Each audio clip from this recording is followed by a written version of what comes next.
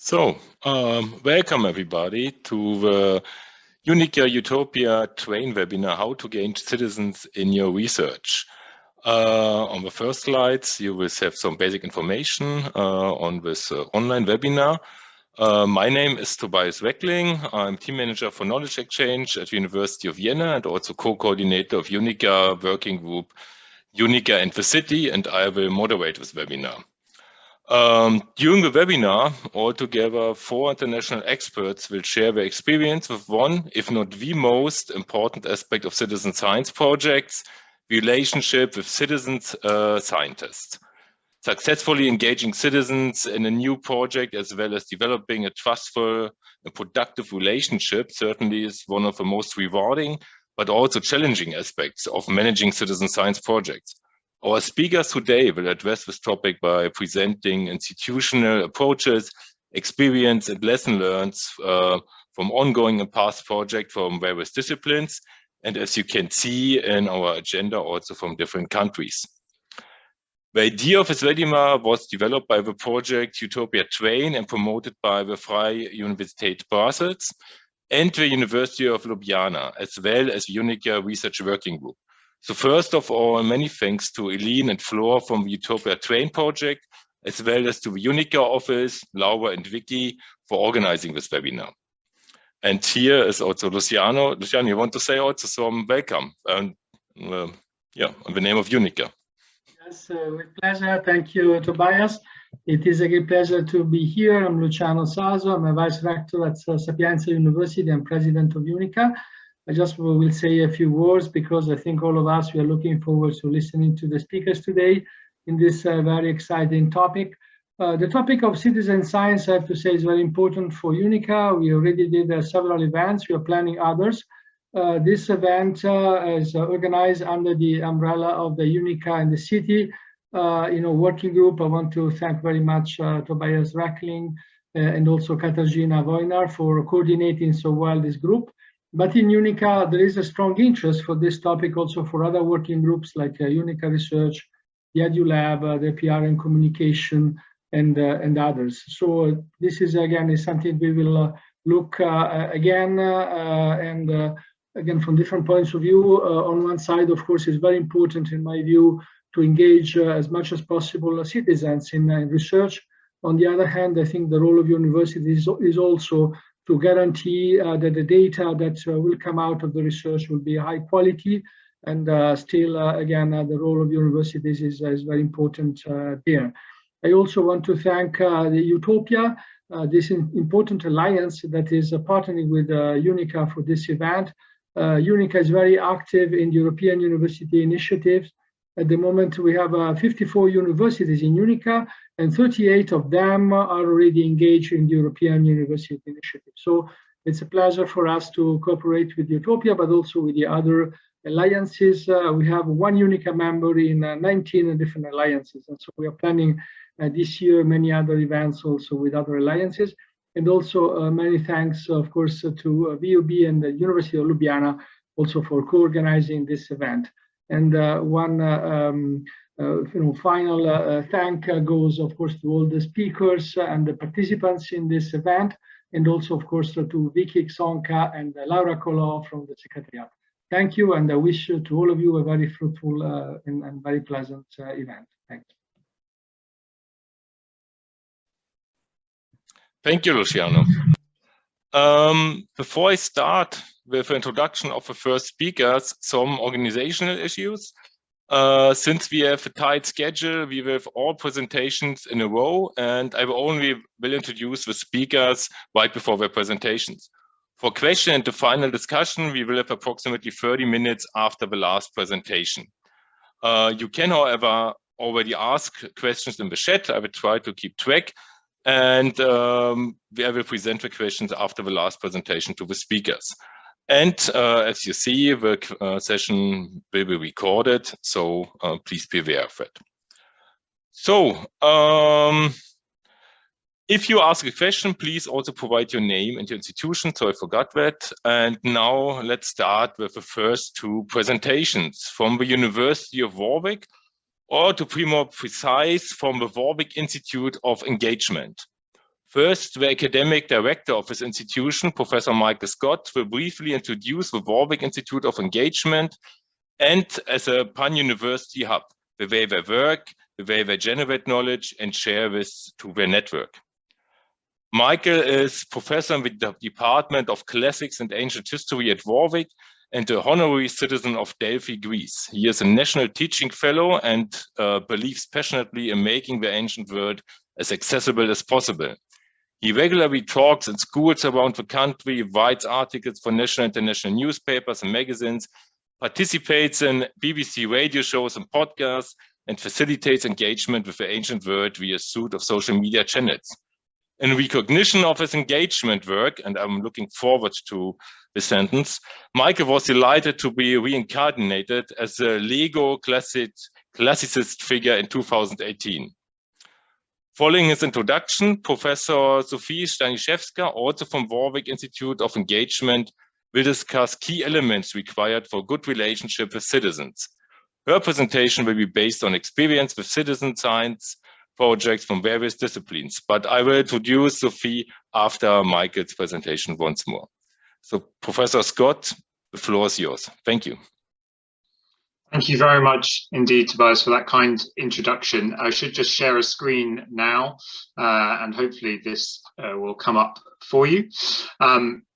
Is that now showing, Tobias? Is that okay for everyone? Brilliant, fantastic. So it's a great pleasure to be with you today. As alluded, I am just the introduction and the context, the scene setter for how at the University of Warwick in the UK we go about doing our public engagement, our community engagement, and particularly our collaboration, co-production and citizen science work. And then Sophie Staniszewska will be taking forward a much more direct example of her experience of working particularly in the citizen science field. The Warwick Institute of Engagement is a fairly new setup at Warwick. We've just finished our first year, and it was set up specifically in order that we could have a much more strategic and aligned set of a hub around which to work in order to be more than the sum of our individual parts. Lots of us as individuals did this kind of work, but there was nowhere that we could come together across the university to share experience and expertise. And so the four aims of the Institute excuse me, are as follows. The first is simply to act as that fully representative pan-university hub for joined up discussion and coordination of all of these kinds of knowledge exchange, public engagement, community engagement, collaboration, co-production, and citizen science issues. The second aim of the Institute is to actually build up the training that we offer as a university for staff interested in engaging in this kind of activity.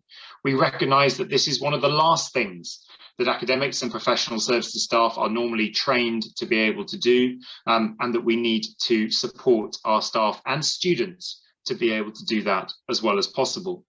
The third aim then is to actually create the opportunities for them to do it, the activities, the collaborations, the co-productions, and to support people as they move forward in their citizen science, co-production, research grant applications. And ultimately, all of this is so that the university can, as a whole, engage more profoundly and sustainably in the long term, both locally, regionally, and nationally. So how do we act as a pan-university hub? We have a small core team, just 10 academic and professional services staff brought together within the Institute. But we supplement that by having a fellowship of now 145 fellows from across the university who are staff and students interested in engaging with us and doing this kind of work, working with the wider public, and who we support and encourage to do so.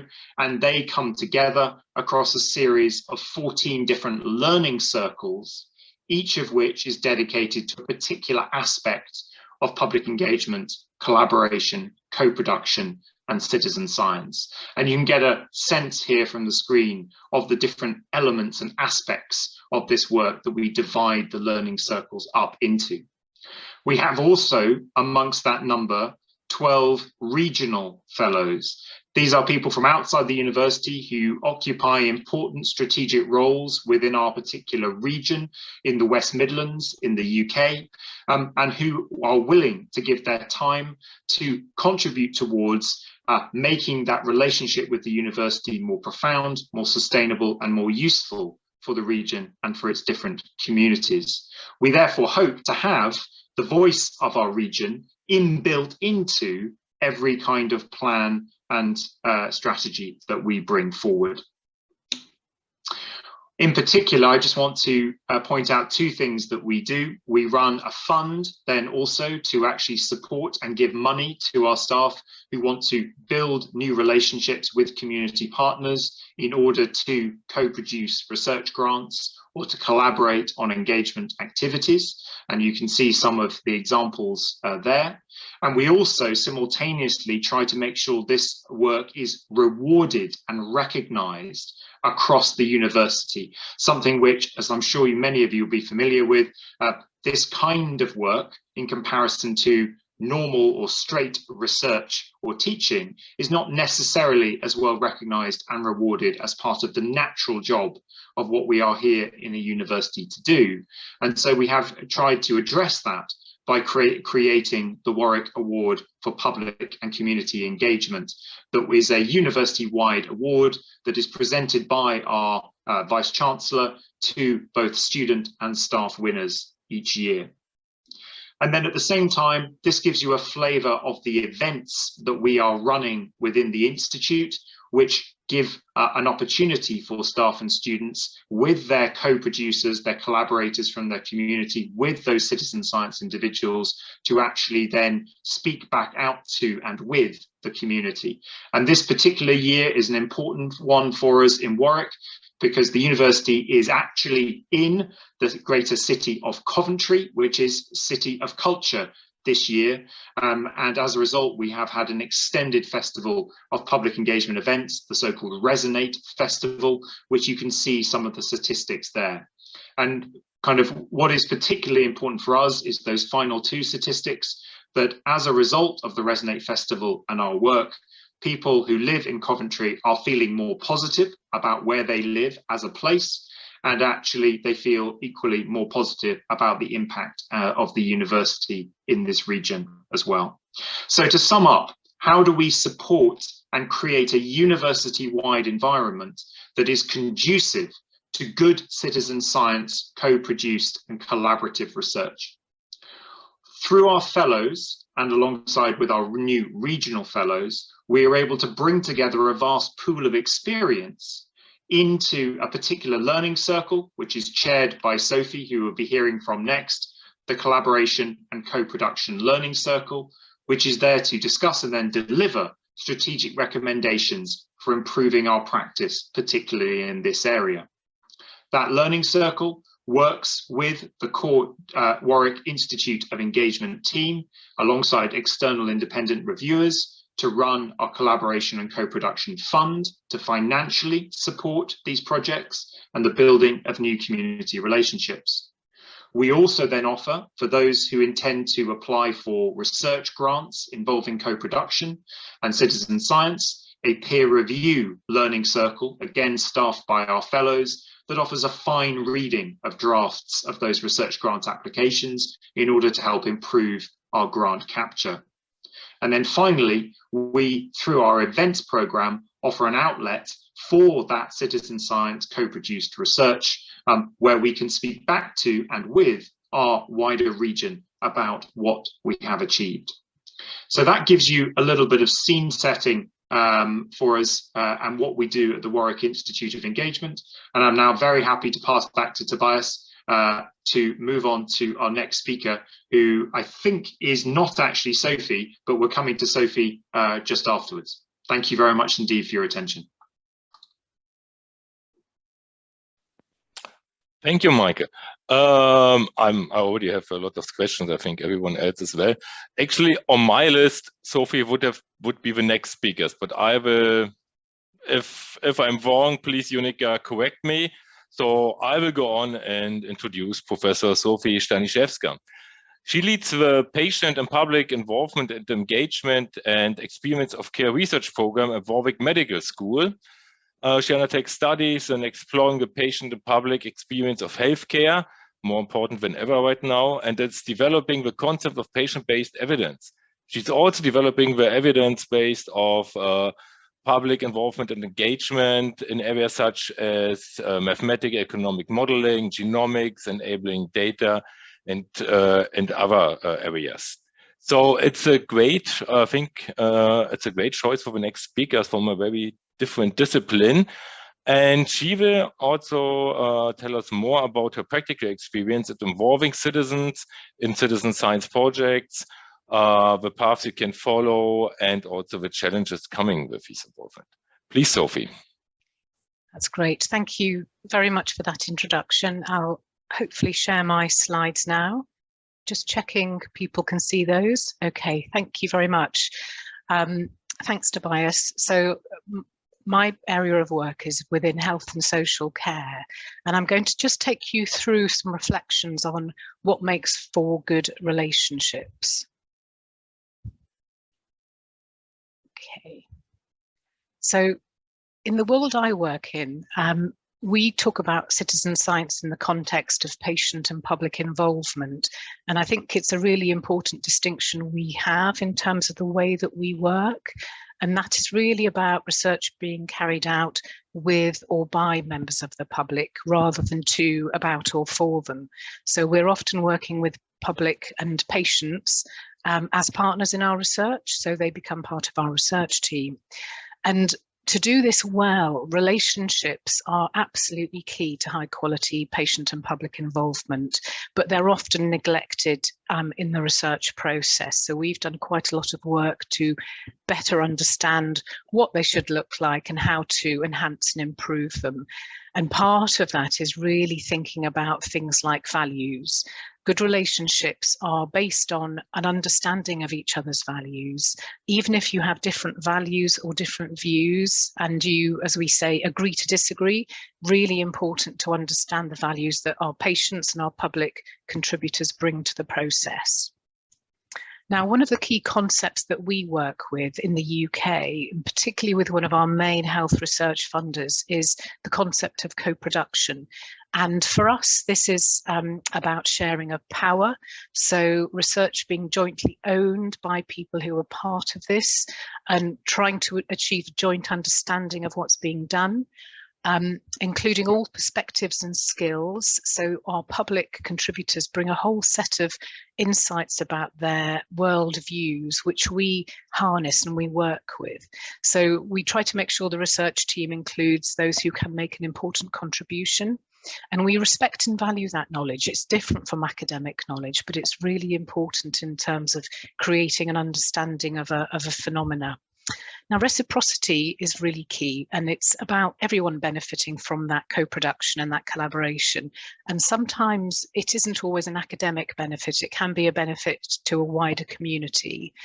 And then building and maintaining relationships is a specific aspect of co-production that we talk about as part of our funders' definition. So when we put a bid into the funder for a piece of research, these are the elements that we try and pick out within our funding process, and we try and explain how they'll work. Now, power sharing is a great concept, isn't it? It's something that we talk about a lot, but we also reflect on what the reality is of that power sharing.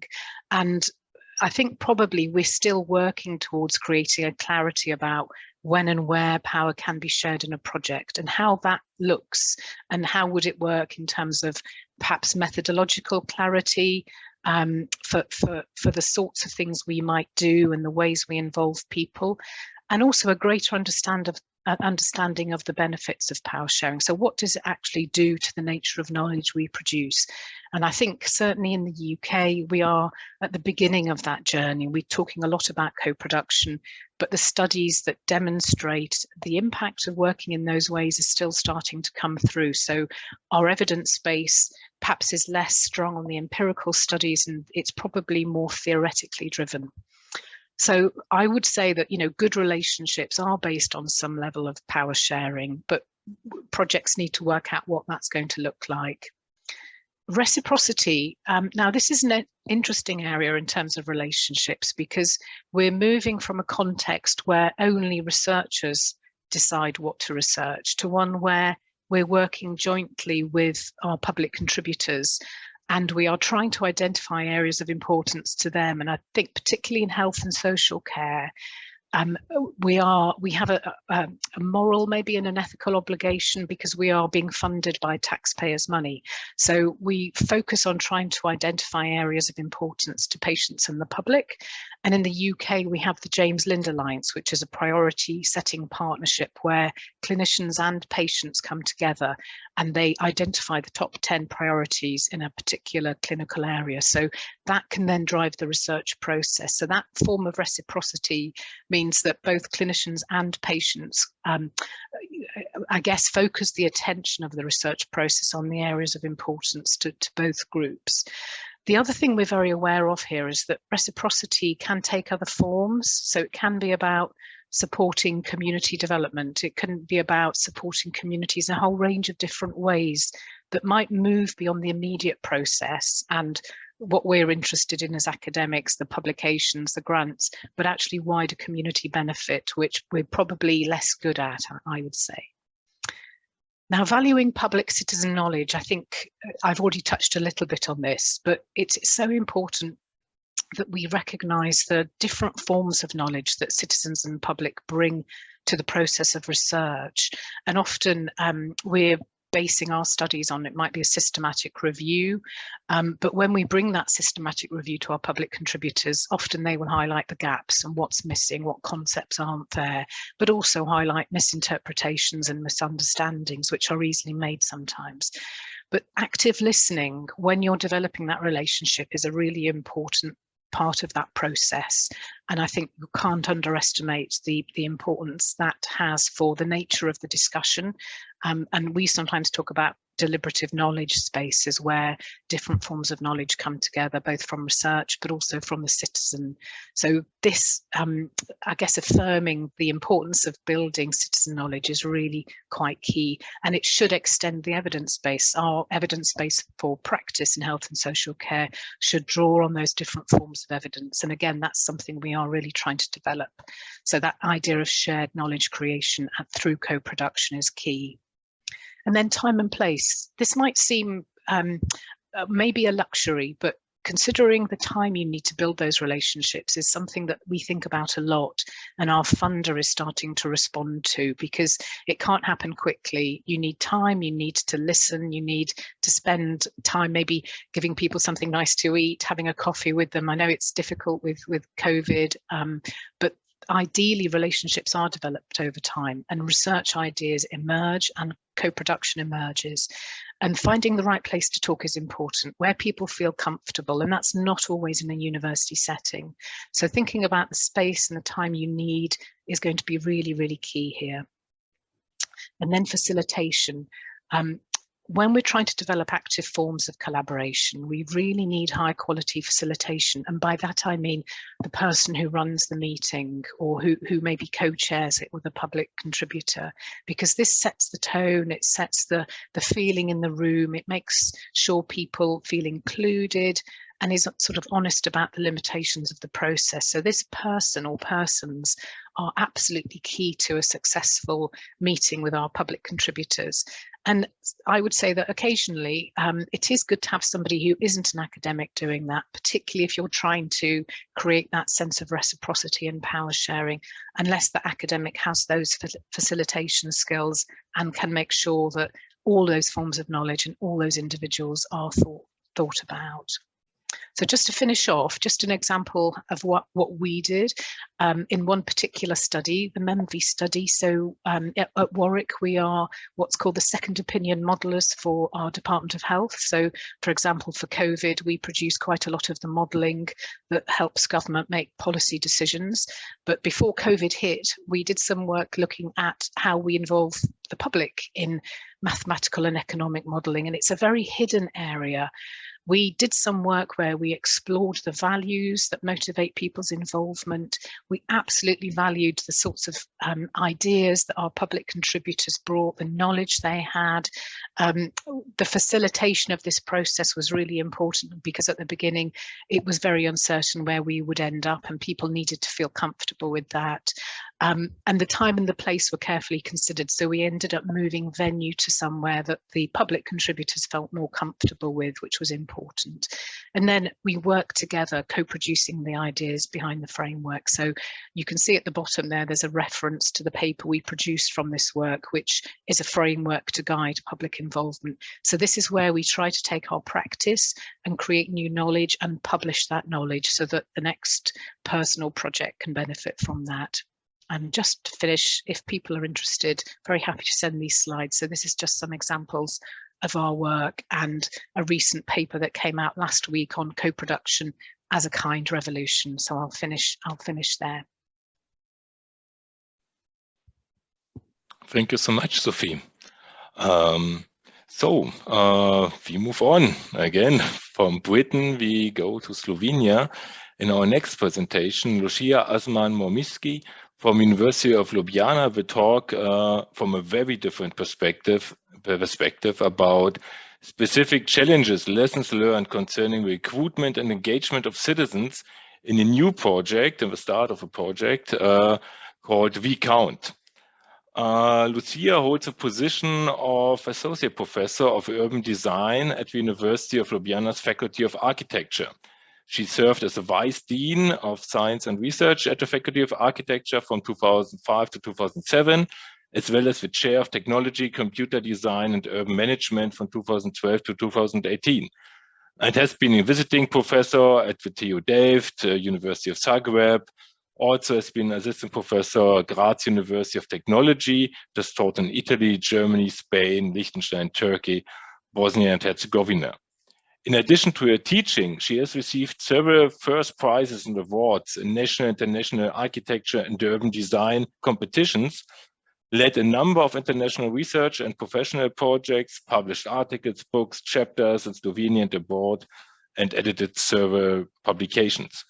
So I'm really looking forward to hear from Lucija about her experience in starting a project in this area of urban architecture and engaging citizens in it. Thank you very much. So thank you very much for the invitation so that we can present our recent activities in citizen science. And as Tobias already said earlier, I will speak about specific challenges and lessons learned in a project called WeCount, or yes, doesn't want to move. Okay, in a project titled Citizens Observing Urban Transport. This is a European project which has received funding from the European Union's Horizon 2020 Research and Innovation Program. And the central objective of WeCount was to gather data on traffic flow and air quality in local streets and to involve citizens to mount a sensor on the window of their home, as you can see in the image on the right. 5 European cities were part of the project: Leuven in Belgium, Madrid and later Barcelona in Spain, Cardiff in Great Britain, Dublin in Ireland, and Ljubljana in Slovenia. So the project enabled citizens to collect data, to co-design data collection protocol, to tell the story behind the data, and to foster new uses of the data.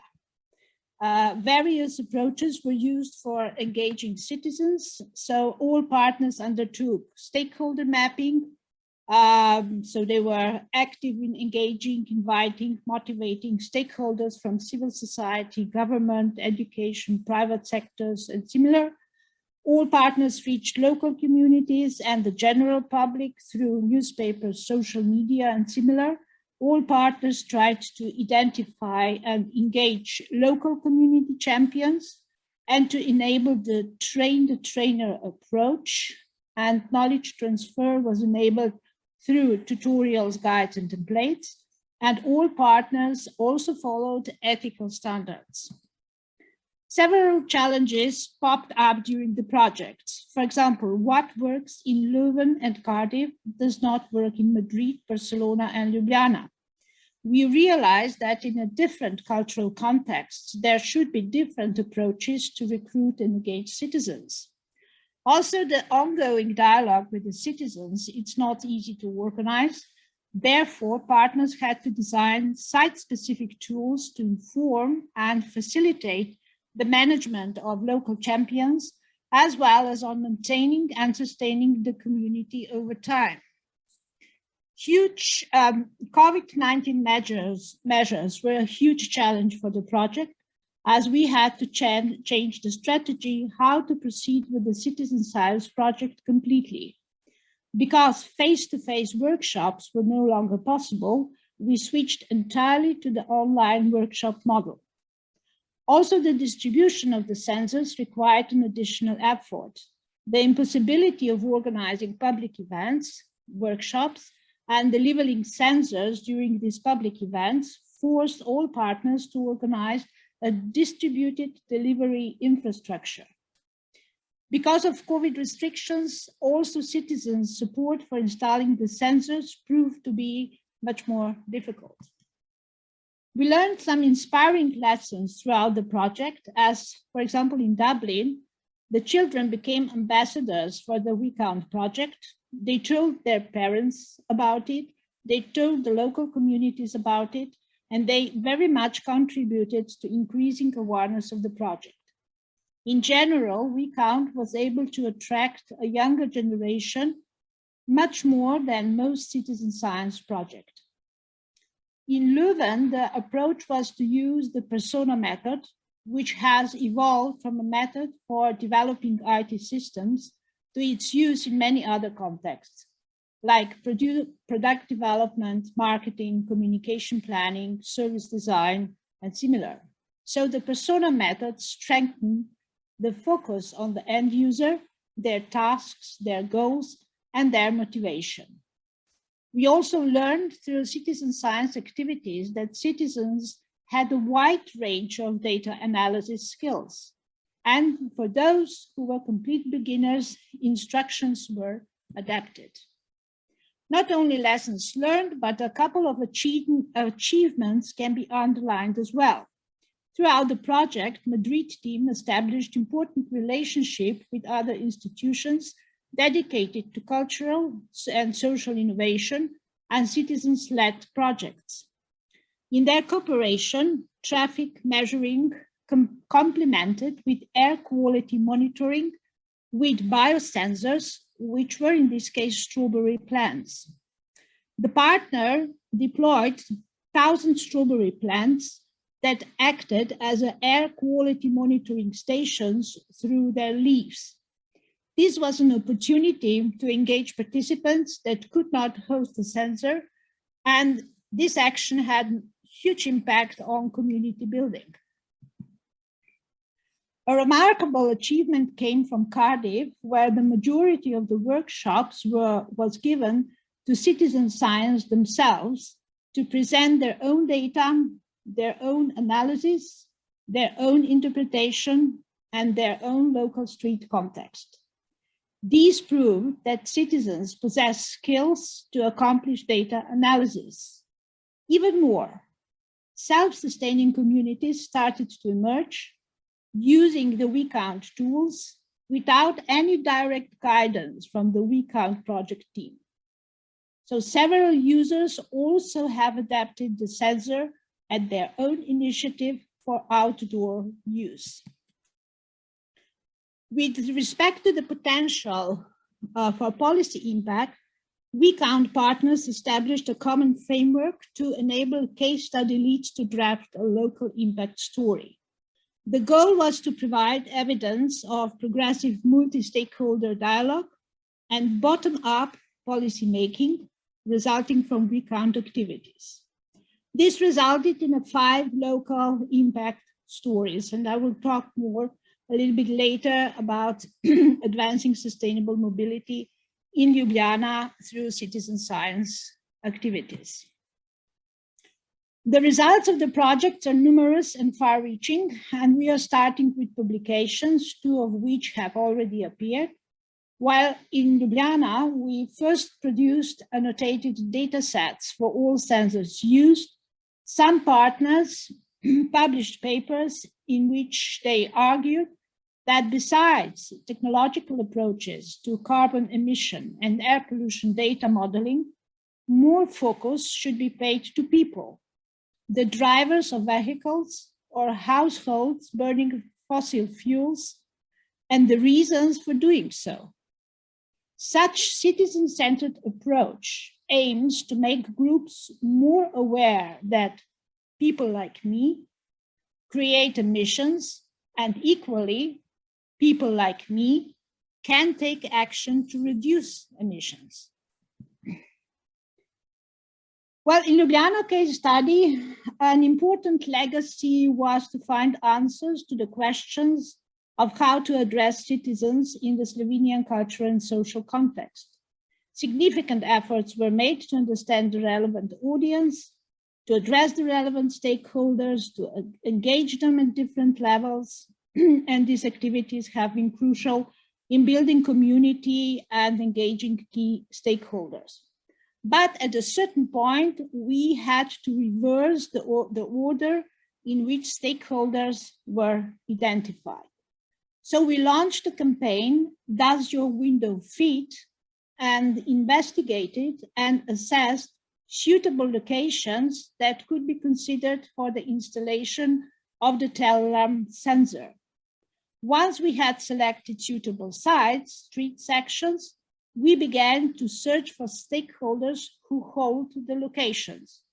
We contacted many citizens, businesses, schools, associations that had homes or premises or offices in the selected locations.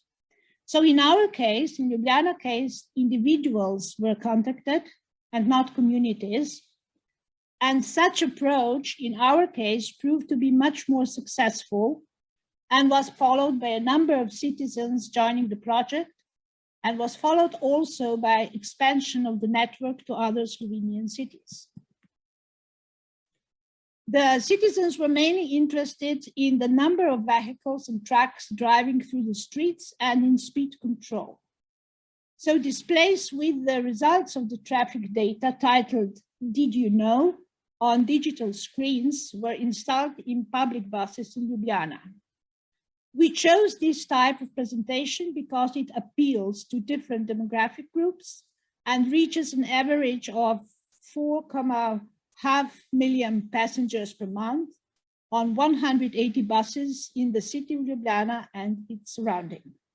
Consequently, we were contacted by citizens who deal with difficult traffic situations, with local residents who were not satisfied with the municipality's response to the massive traffic problems caused by, for example, 200 or 300 trucks passing on the road where transit traffic is prohibited and exceeding the speed limit. The final action was the involvement of students from the Department of Urbanism at the University of Ljubljana, who became familiar with the WeCount project, taking the actually three roles of citizens in WeCount project, a role of local champion, a citizen, and a professional. So the students compared the analysis of the selected street segment plan and section with collected telegram data, something you can see here right below. Here are 2 streets, and you can see, for example, on the first streets, there are 25% of bicycles who are using this road, but there is no bicycle lane. So if these two, the side situation and the data from the sensor didn't match, they suggested improvements to the road profile and traffic arrangement. That means that the data obtained from the sensors is essential, as the proposed street design changes can be supported by solid evidence. And also the city of Ljubljana could have valuable tools at its disposal to improve the quality and quantity of cycling areas by making the street cycling friendly, which is usually reflected in the increase in the share of cycling trips in the city. So in this particular WeCount action, we focused on involving urban planning students as engaged citizens for two reasons. First, they are future planners who will work in the city government, planning officers, and so on. And they can broaden their horizons to be aware of citizen sciences approaches and their benefits already during their studies. At the same time, as not yet professionals, they can be an engaged and naturally interested and empowered group that can help find concrete solutions for bottom-up policymaking and support the premise that active involvement of local citizens will be needed during the next period of urban redesign processes of the traffic systems in Ljubljana. Data on WeCount project can be found at many social media and websites, so I invite you to take a deeper look into our activities, and I also thank for your attention. Thank you, Lucia. Looking forward to the final discussion about your project. In our final presentation, we will change once more both discipline and perspective. Carina Veeckman will speak about specific challenges, lessons learned concerning the recruitment and engagement of citizen scientists in the run-up and at the start of the project O for Diabetes. I really hope that I pronounced it correctly. I for Diabetes. And introduce also, already in preparation of the following workshop, a communication tools guide. Carina is a senior researcher and studies in media, innovation and technology at the Vrije Universiteit Brussels since 2011. She has been working on several European-funded projects on citizen science, both as a project manager and researcher. Carina is a member of the steering committee of the Flemish Citizen Science Association, and recently she published 2 guides on science communication with a focus on participation and engagement of citizen scientists and the support of local government for citizen science. Carina, the floor is yours. Thank you. Thank you, Tobias. Thank you for that introduction. I will share the screen. And now we can start. So yes, my presentation will be about challenges and lessons learned that I experienced throughout various citizen science projects that I conducted at the VUP, and which are collected and published in this handbook.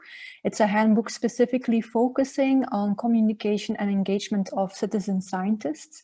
And it was published in 2019. It is available in Dutch and in English, and you can find it on the Civil website. So Civil is indeed a Flemish knowledge center on citizen science in Flanders.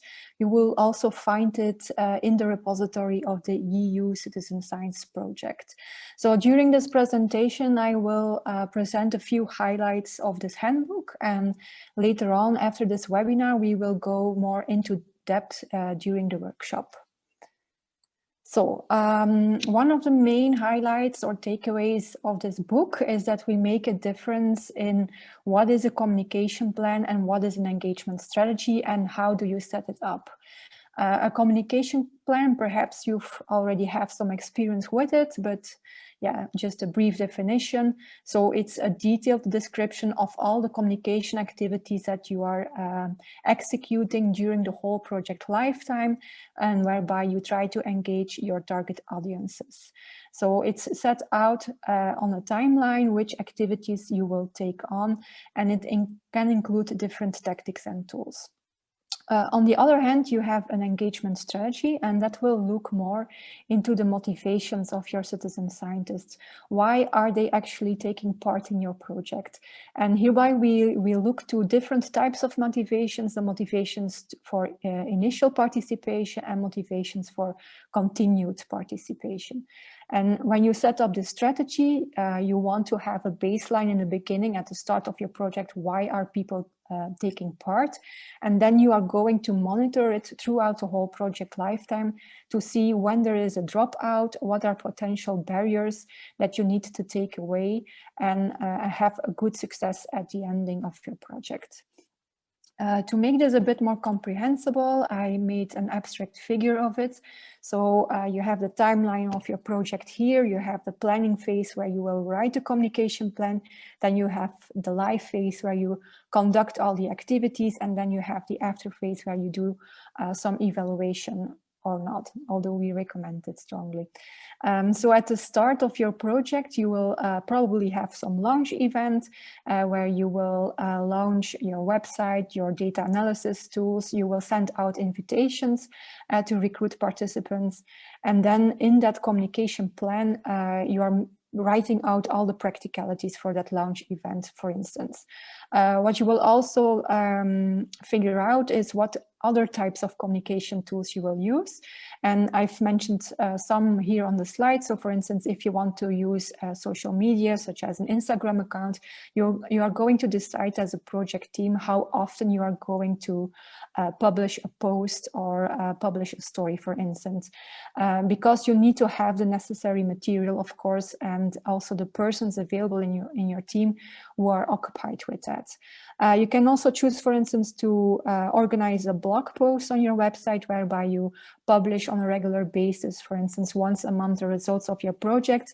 And each of these tactics and tools that you're choosing are linked to the different target audiences. One audience might more be targeted through social media, for instance, youngsters, while more elderly people will mostly rely, for instance, on more traditional communication tools. Then we have the timeline for the engagement strategy. So here we are mapping motivations and barriers. So when you are sending out the invitation to participate, a person will make out for him or herself whether or not they will participate. This is a very crucial point in your project, and most of the time we see that it are mostly intrinsic motivations who are convincing people to take part. It's I'm curious, I want to learn something, I want to have some fun, and so on. Unfortunately, after that initial participation, we see the biggest dropout. And the dropout is mostly linked then to barriers of jargon. You are using terminology that is not easy accessible or understandable. You are using a non-friendly data protocol. For instance, people don't know how to figure out to use a specific instrument, or you're having non-friendly technologies such as your website or an app. Just installing an app and having an account on it might already a barrier for some. Nevertheless, you do hope that this initial participation shifts to continued participation, and then we also see that there is a shift in the type of motivations why people participate. When they are continuing their participation, it are more social motivations that are prevailing, like I want to meet like-minded people, I want to have a more in-depth conversation on the topic with the scientists themselves, I want to feel recognized. That's also a very important motivation. And this recognition, when it's not there, you will see that also people will drop out. So when you're not communicating enough about your results, when you're not recognizing their contribution, or you're having a lack of openness, they might drop out again. So this is to illustrate that at different points in your project lifetime, you need to monitor it. And therefore, these engagement metrics are also valuable. So engagement metrics such as the activity ratio, this is the number of days a participant was active and contributed in your project. Activity duration refers to the total number of days that this participant was linked to your project. Then you have lurking ratio. These are the participants that just come to your website, to your application or whatever tool you're using, a platform, and they are browsing the content but not contributing. So when you're setting up your citizen science project, it's also good to have a look at, for instance, Google Analytics, if you can retrieve this information. And when you are matching this information with more, the engagement and the motivational factors that I just explained, then you will be able to identify engagement profiles.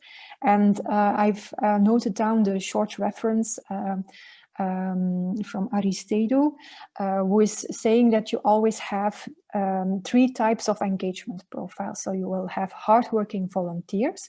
Those are the ones that are contributing a lot, but unfortunately they will leave the project soon. Then you have the loyal volunteers. Those are the ones that are staying longer but are not contributing that much as the first profile. And then you have the lurkers. So yeah, you need to take it into account. Not everyone will be as active as you hope they will be, or in the time that they are staying in your project. And you can guess more or less that 10% of the total database or group of participants will be a hardworking volunteer. Now, to highlight a few more takeaways from this guidebook, I've summarized 3 main tips for you. And the first tip is not to underestimate the communication aspects in your project. We often see that this is not taken into account in the beginning, for instance, because there is no budget available in the first place, or there is no dedicated team available who is focusing on this. But it's very important because communication is there in every step of your research process. It's there when you recruit, engage, inform, and educate, and also disseminate the results of your project. So that's why we also say in the proposal writing phase, dedicate enough budget to it, and also try to have already some first profiles and a role division among your team. For instance, a community manager will be there to answer all the questions in first line, and then you have a direct point of contact for them. And for instance, a science communicator, it will be a person who is able to translate a more academic information or research results in more accessible information. Then good communication takes practice. Also for me, it's still a trial and error to see in every project what works and what doesn't work. But what works can be found in the guidebook through many tips and tricks. The second tip I have for you is when you are writing out a communication plan, you can choose either between a generic or a specific approach. And here I say this because we might have the assumption that the more we communicate, the more diverse audience we reach out to. And this is a misunderstanding because research has shown the more you communicate through the same way, the more of the same profile you will reach out to. So therefore we say apply a generic approach when you want to reach out to a huge number of potential citizen scientists, such as, for instance, through social media and the press.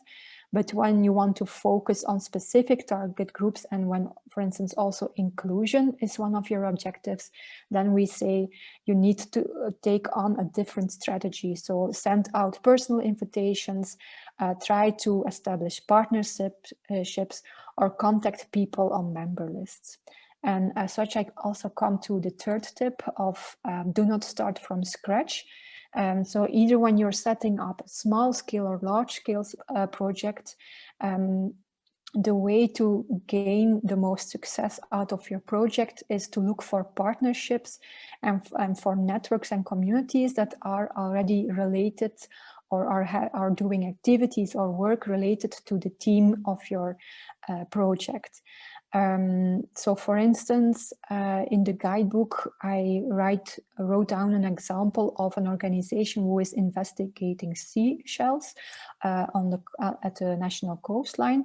And you would first line think that you need to reach out to other organizations that are active in this domain of nature and environment, but they reached out to a cultural heritage organization, and as such they could broaden up their audience.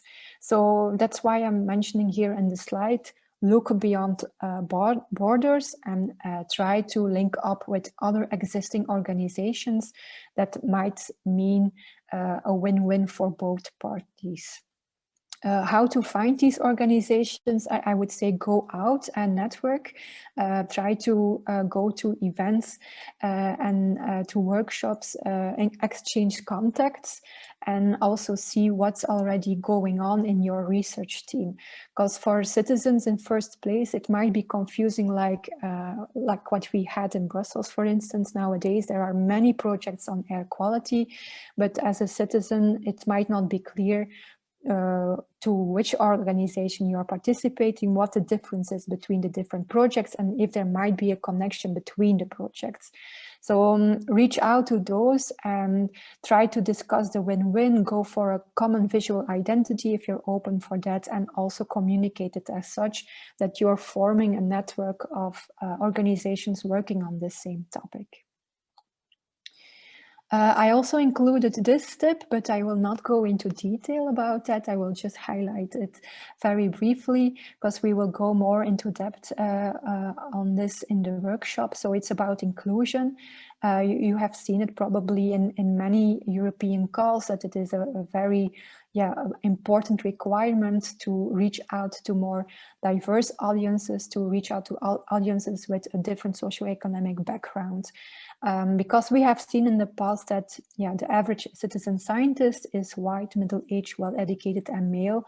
And obviously this is the type of profile that already has the time and the efforts and the skills available to participate. So if you want to focus on this, my recommendation to you would be is that you need to start clarifying it at the beginning of the project if this is achievable for you or not.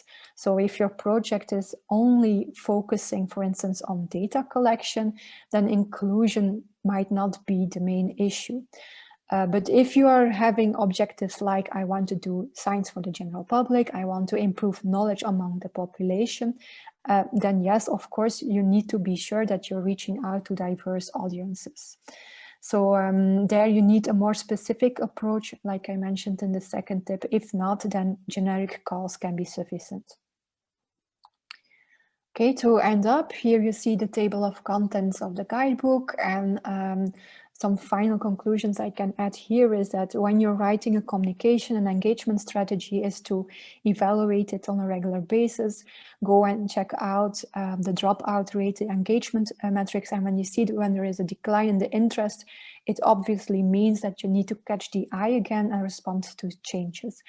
Try to be creative as well. There are many sets of tools and methods out there to engage with your audience that go beyond the traditional newsletter or social media.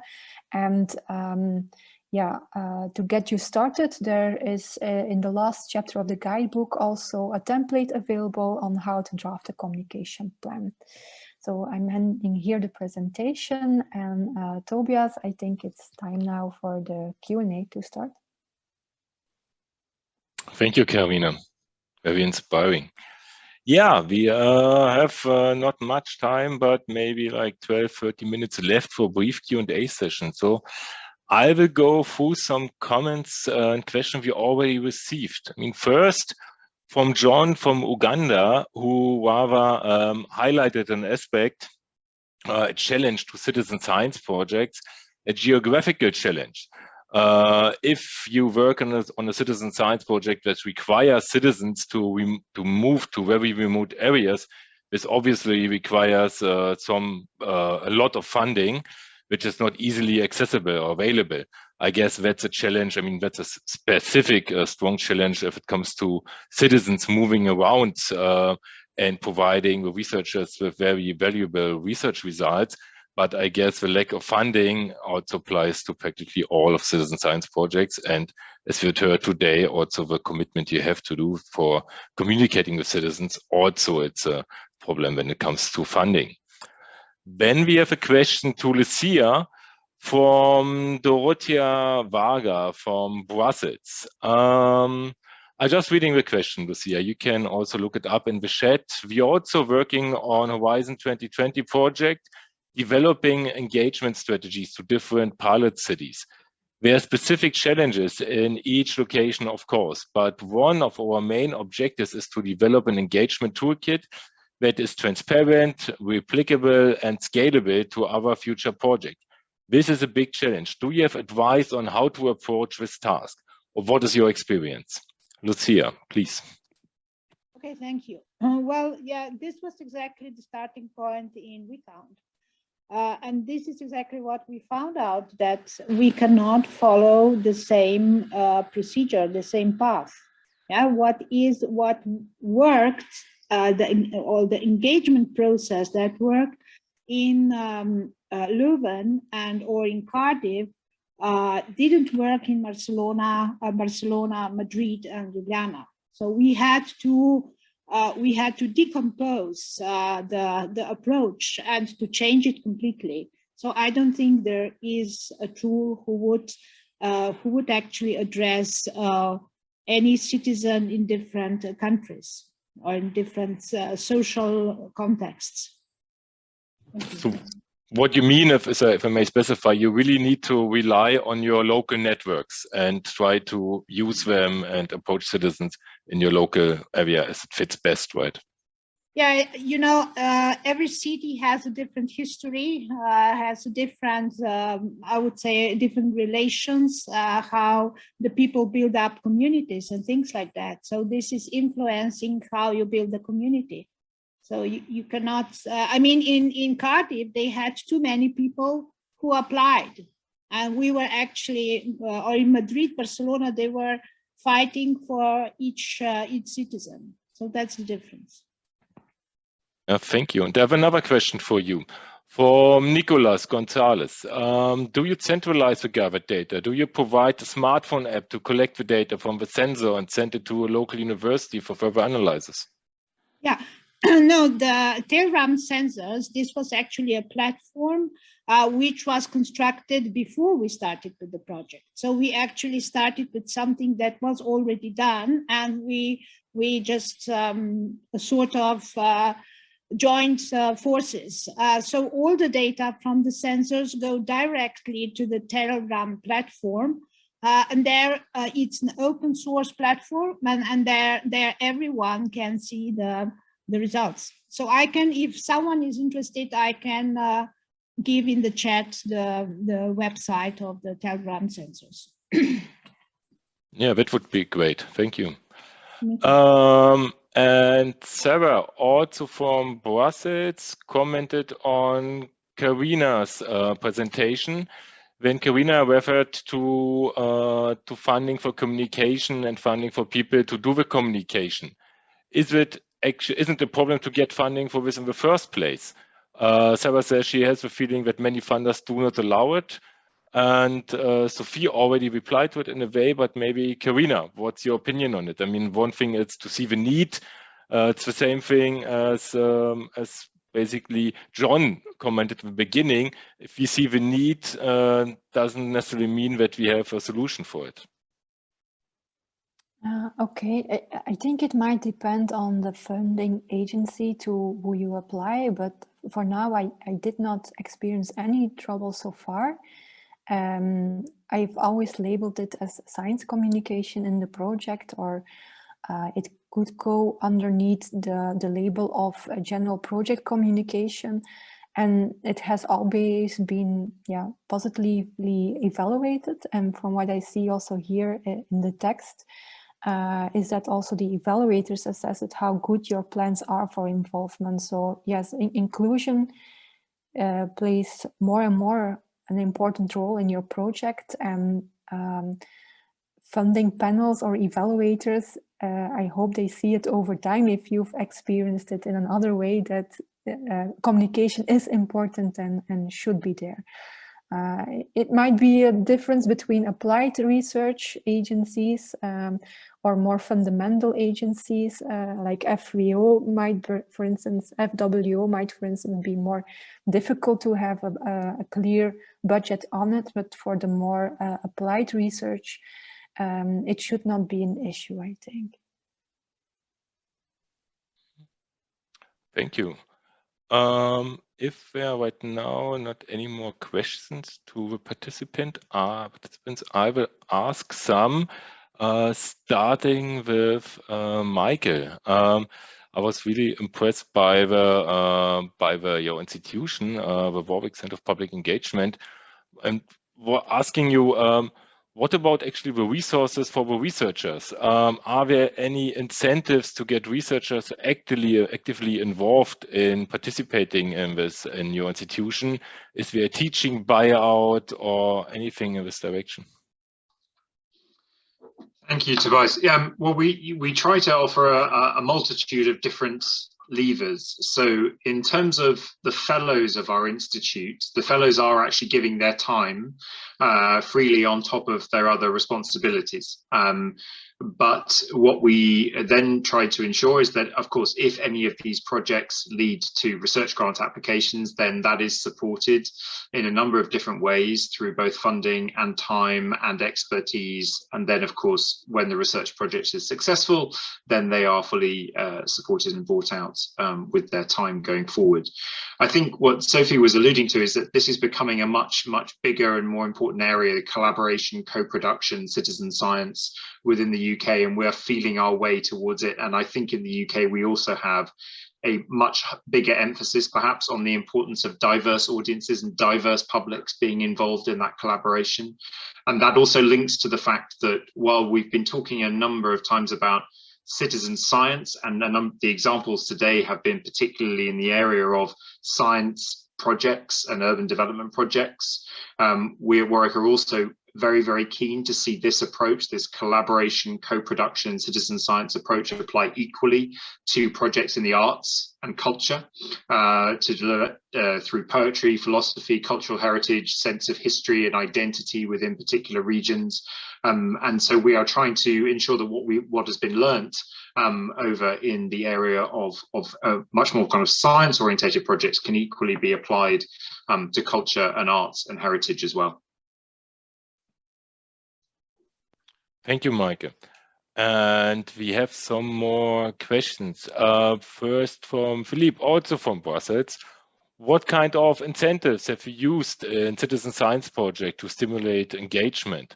Maybe can I pass it on? I mean, it's for everyone. Maybe we start with Sophie. I guess from our perspective, working in health, the incentive is usually working with a group of patients who want to make a service or a treatment better. So they want to get involved in the project because sometimes they've had a bad experience or the treatment's not been available. So that often is the motivator. So we're often working with groups who are really committed to our projects and actually help, because they're shaping the research all the way through, more and more they are starting to be involved in the dissemination and the implementation of that work into practice. So they're also involved as co-authors on papers. So there's a number of different sorts of things that motivates them. We also pay them for their time to be involved with our projects, so they get paid. So that's, for some people, that can be a helpful thing if they're particularly on individuals on benefits. So it's a whole range of different motivations. And I think that's why we need to have those discussions at the beginning about values and about motivations, why people feel a project is important. But often that's what inspires us as well. It's really fantastic working with a group of people who can absolutely see why the work you're doing is going to benefit a group of patients or a group of the public. So we really enjoy it from that perspective. So if it's the intrinsic motivation of people who actually cope with these challenges you're addressing. Okay, Lucia, you maybe also have something to comment on this question. What kind of incentives have you used, maybe in this project or maybe in other citizen science projects you have been involved with? Well, Yeah, it's this was actually the first citizen science project that I took part in. But I would like perhaps to address what Michael said, that the citizen science approach could be prolonged into the art field, art disciplines, cultural disciplines, and so on. And I have to say that there's quite resistance to that, or I experienced quite a resistance to that, even applying the citizen science in architecture and urban planning, what we did. So it's not always very easy. At the moment, I'm dealing with such a resistance that architecture is not science, so citizen science is not applicable.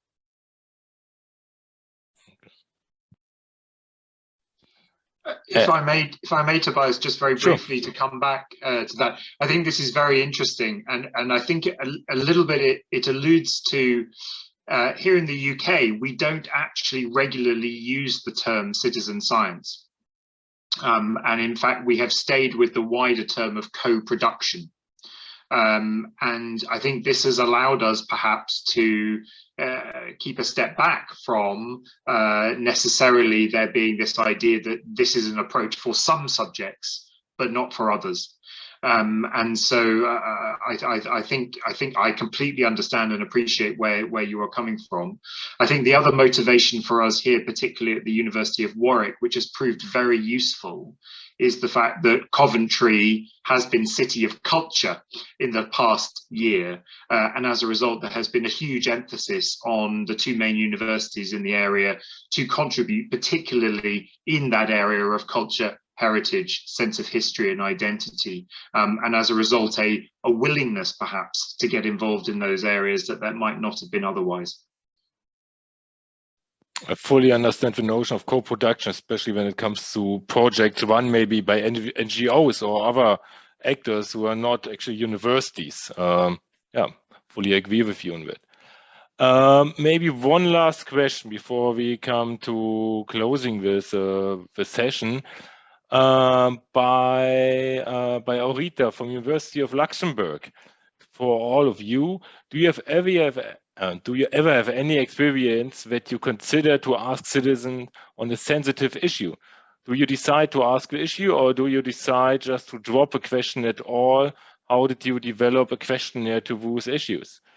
Maybe I first give this question to Carina, and when we move on to Sophie, maybe it's especially in the health sector, it's something to consider. Yeah, I'm not particularly sure what is meant with sensitive issues. It might be related to sensitive or private data that is collected through questionnaires. We do ask it with the necessary consent, of course, and we also frame it in its context why we ask for that particular information. What might also help when it's about sensitive topics or issues is that we don't intervene as a researcher, but that a person who is closely connected to your target group and who acts as a mediator asks the questions for us, because that creates a bonding, creates some trust to share that privacy or sensitive information. Sophie, maybe you want to comment on it, sorry. So from my perspective, this is something we would do quite routinely with a patient group. So if you were working with a patient group on a particular topic, this would emerge through the discussion. And I think they would be involved in helping us to phrase the question in a questionnaire appropriately. It might be a quality of life measure or a patient-reported outcome measure. So I think that's where the collaboration can be very powerful, because the patients will know how best to ask a sensitive question in a questionnaire. So when we routinely involve them all the way through the development, including in the statistical testing of it, it can really help us make sure that when that is then used with the patient group, it's going to work well and people are not going to be upset by it. They're going to understand it and be able to engage with it. So I think that's where that idea of close active citizen involvement is really powerful, because you share that discussion and you share the concern of not upsetting somebody, but how do you access the information if you're using it in a questionnaire, which you then give to a sample of people. So I think that collaboration is particularly powerful around sensitive topics, and I think from our perspective has worked really, really well. Thank you, Sophie. And I really would like to ask more questions which are just coming in, and have a final round of comments or final remarks, but we have to come to an end, unfortunately. To give everyone who wants to move on to the workshop at 3 o'clock, to give them a short break to have a coffee or drink some water. So I would ask the colleagues from Eutopia Train to share the slide with information on Eutopia, on the project. And I just want to thank you very much, all speakers and participants. I think all of you have stressed equally important aspects when it comes to involving citizens in citizen science project. Michael has shown the importance and the advantage of an institutional base for these projects. Sophie has highlighted also challenges, especially also when it comes to power relations, which we all have to be aware of. Lucia has shown the difference and the challenges when it comes to an international citizen science project, and that all involvement always have to be based in local communities and local approaches. And finally, Carina has elaborated on the possibility of a coordinated toolkit in order to involve citizens in their projects. And I think from all these approaches, there's lots to be learned, and I would have loved to continue this discussion. But right now, I just can say thank you to all of you. Hope to see you again. And to ones of you who are going to move on to the workshop, enjoy your workshop and have a nice afternoon. Thank you. Thank you. Yes, I realize people are leaving, but just to give a little bit of background with the slide you're seeing now. So if you're a member of one of the partner universities of the Eutopia European University Alliance, so you can see all our logos at the bottom of the slide. So if you're working there, if you're a researcher or a teacher or any academic staff member who's interested in joining a community of practice on citizen science, in which we organize several events and initiatives such as this one, focused on peer learning, on exchanging experiences and so on, please send me an email and I will be happy to welcome you and give you all further information. Thank you. Bye. Thank you. Bye. Thanks. Bye-bye.